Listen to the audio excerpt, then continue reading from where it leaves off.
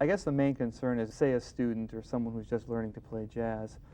What's that next step that that person can take to break away from that kind of student mode and to really hone in on the improvisation? Yeah, to really to be able to do something with it. Yeah. Well, I always, I mean, I bet a lot of people out there have played, some blues and felt like they were really playing and had some freedom with it and could be expressive, but then when they had to play on different material, they felt completely constricted. Right.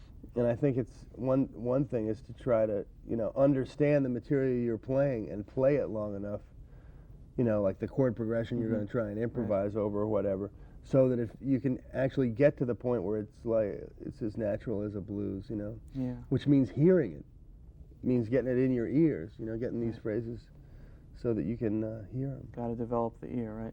And Yeah. How did you just by listening or by any way, shape, or form, I trying to hear intervals, yeah. trying to be able to recognize intervals, and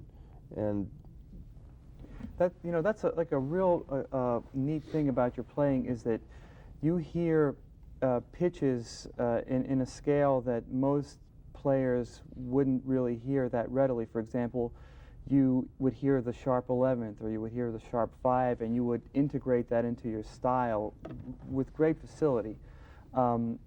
And I was wondering if there are any ideas you might have that someone might, for someone else to integrate those kind of pitches into their playing. Well, the way I integrated certain pitches into my playing was from listening to music where that was pretty common, and not because when you get into, I was so influenced by Miles Davis and Coltrane and Bill Evans and these guys and records that they made in the '60s. I mean, so it really, I had a lot of records and still, and so listening to this stuff all the time. So it might be less common to somebody who's kind of more into rock. Right.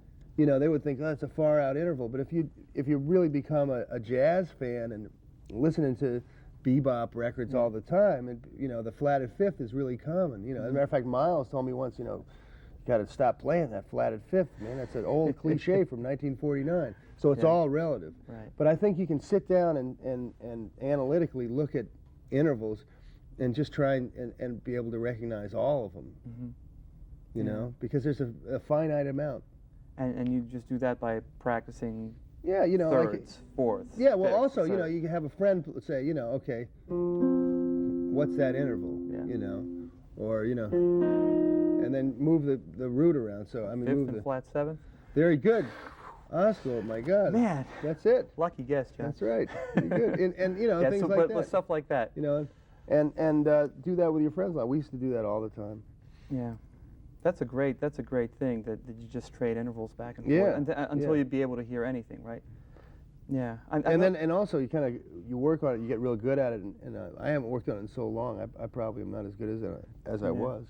But you can see how. Don't test me. In other words, Oscar, don't please. Test you.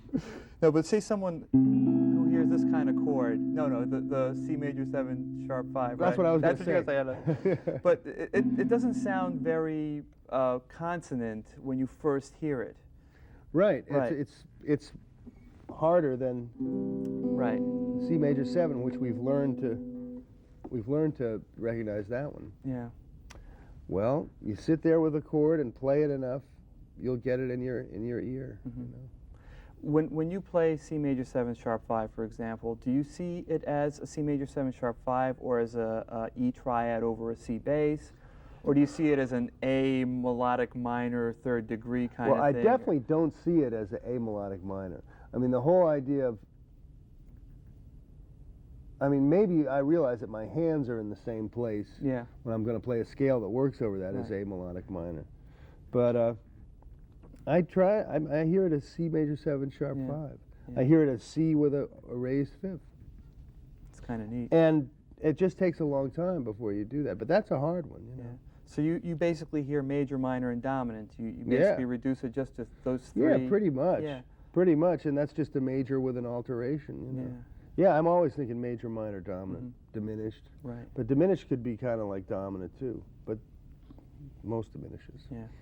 I think we should mention that anyone who wants to learn more about the scales and the modes should check out your first video, because you cover that in Yeah, depth. and yeah, my first video, and also this has become common practice in jazz education or just music education to run these scales down. You know, I certainly didn't invent them. Yeah. You know, they were around a long time before I was.